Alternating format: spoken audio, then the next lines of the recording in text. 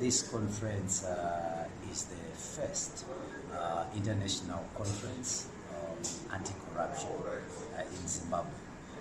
This conference aim is combating corruption for sustainable economic growth so that we promote good governance, accountability and ethical culture in the public and private sectors.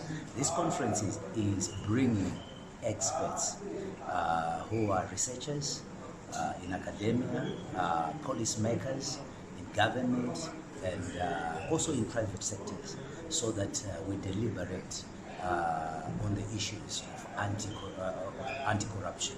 As you know, that corruption is a vice that has got negative impact on economic growth, and as a nation, we want to attain Vision 2030. It is very, very important that we curb this vice, and therefore it requires all stakeholders.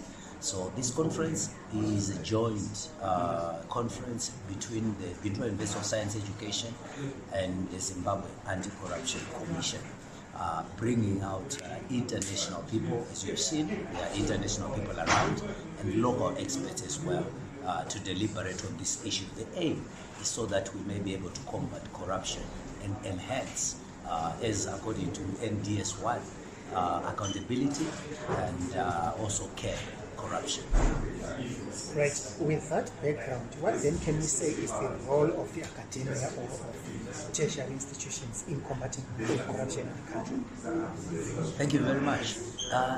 Academia are the ones actually that produce experts. For example, Bintwa University of Science Education produces people in financial intelligence, and therefore people that are able to research and people that are able to investigate corruption are produced in universities. But we have also to take cognizance of artificial intelligence, recent technologies and recent knowledge that can assist us in combating corruption. So I'm very pleased that there is a lot of research that's taking place across universities that will assist the nation in grappling with the issues of corruption. As well, there is quite a lot that's happening regionally in South Africa over there, and we've got speakers from South Africa, we've got other international speakers. So we put together these academic issues. They help us and give us knowledge on how we can effectively combat this scourge of corruption. Maybe briefly, just the main things that you raised in the speech that you gave earlier. Okay, thank you very much. I definitely was very happy to see international participants in this particular conference, because ZAC's theme is that saying together we can make a difference. So we encouraged people to come together. We encouraged academia to research, policy makers to put in policies that are important, that will ensure that we combat this scourge of corruption. And therefore we are calling for increased collaboration of various sectors, so that we don't just meet once, but we continually engage society and we get ideas so that we can combat this together. Together we can make a difference. Okay. For listeners, what corruption are you talking about, if you can bring it to a Zimbabwean perspective, and where is this common?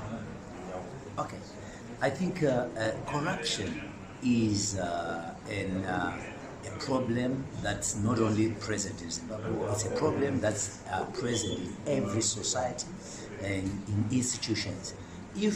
Especially when we take resources that are earmarked for public good and we abuse them, it's an abuse of authority, maybe for self-aggrandizement, then that works against society, and society is not able to develop. Therefore, every other white-collar vice or anything things that we are given so that they can benefit the greater good, and we use it for ourselves, or we divert those things, especially for self, then that is corruption. any bribes that we take and we disadvantage other people, then that is corruption.